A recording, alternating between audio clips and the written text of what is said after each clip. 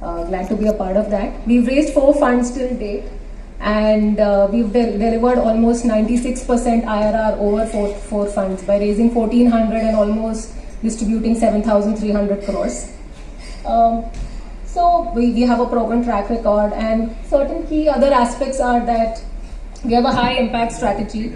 So we definitely look at all the ESG considerations. I'm not going to talk a lot about ESG. We all know, other funds have already spoken about it. It has to be, environmentally sound, socially acceptable, and has to meet all the governance practices.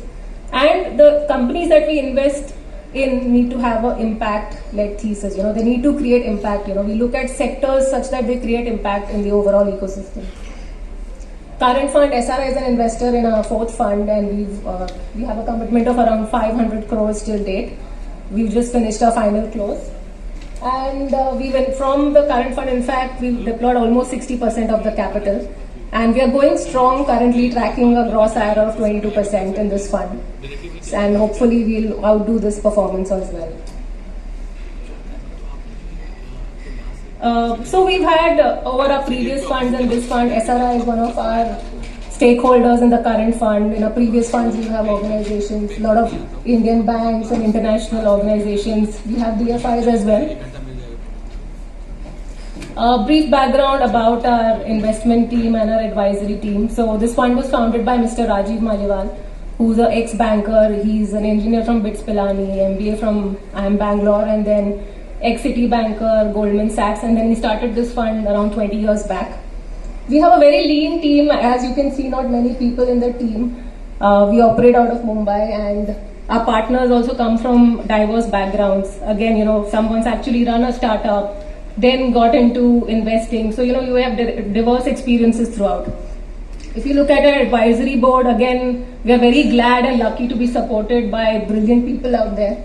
To name a few, we have Burgess Desai, who's the ex-managing partner of JSA. And he's on the board of several industries such as Praj, Mcure. In fact, he's also an independent counsel to Raymond. So we are at least assured that legally we are sound, we are getting good advice. We have Stani Meera, who guides us on all the tech investments. She's a technology genius. And you can see Dr. Mohan Chellappa, Dr. Anupam. Dr. Mohan comes from John Hopkins. Dr. Anupam is again a doctor at Gangaram. So we have basically Sabre is a healthcare, financial services, and a climate fund. So our advisors are actually based across these 3 domains. So as I was mentioning, we are a healthcare, financial services, and a climate investor. And our investment thesis is basically based around 3 aspects. The companies need to provide easy, affordable, cheap solutions, have to be accessible to everyone, and technologically sound. Because with technology, we see that you can be accessible and you can be affordable. So all 3 go hand in hand.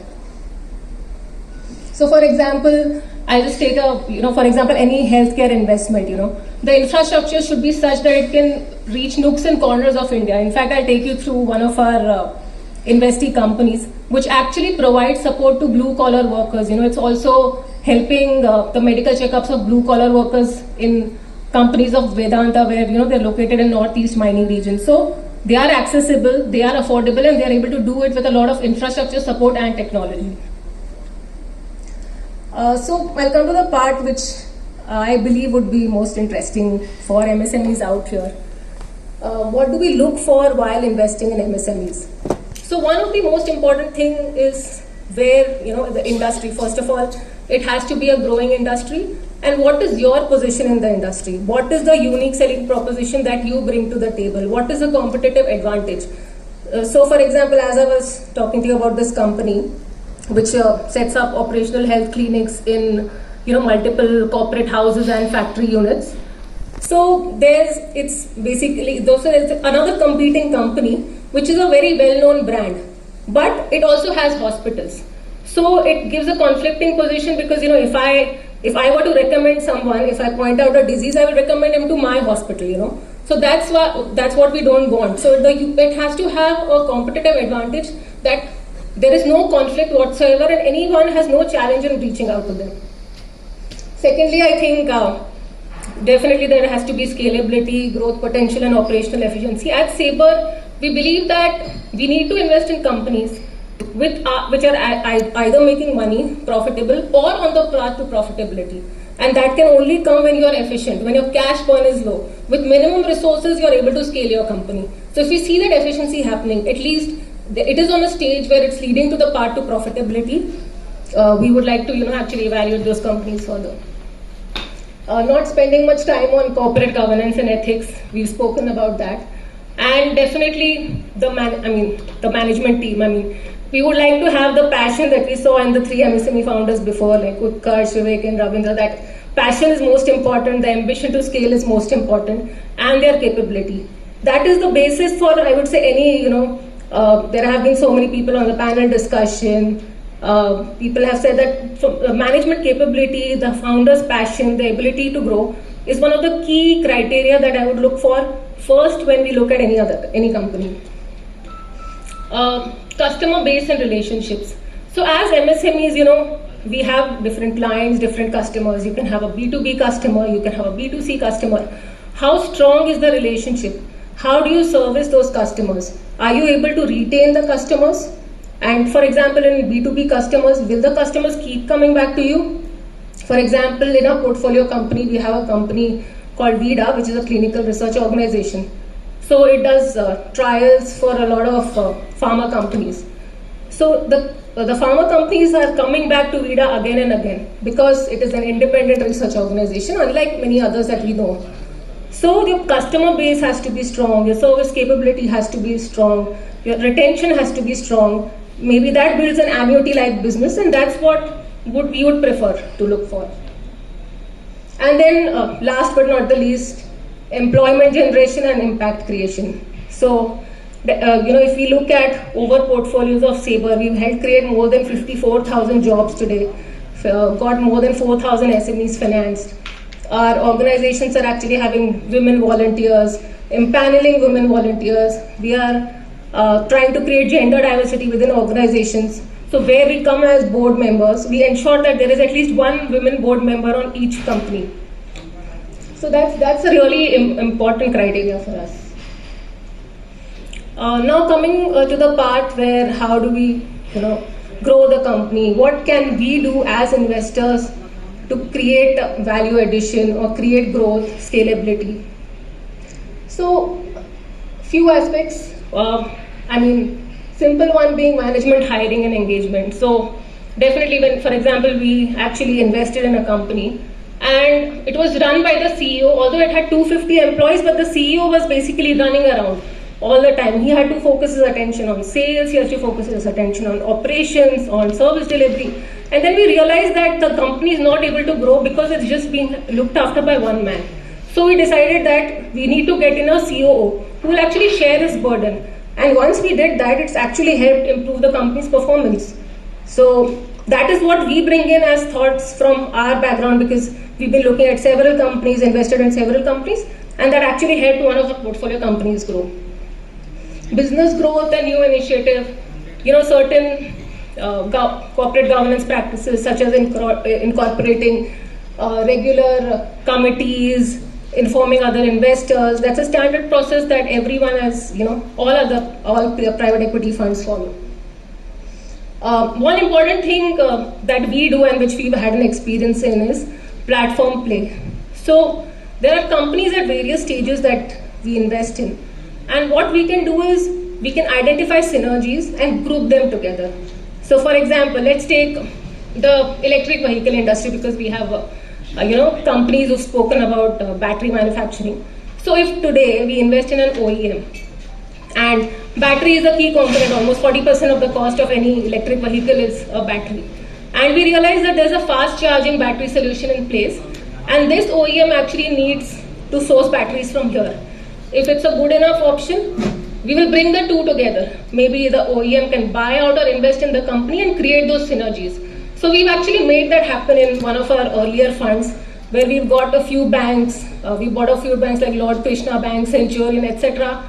Derived synergies from each one of them and merged it and then sold to HDFC Bank.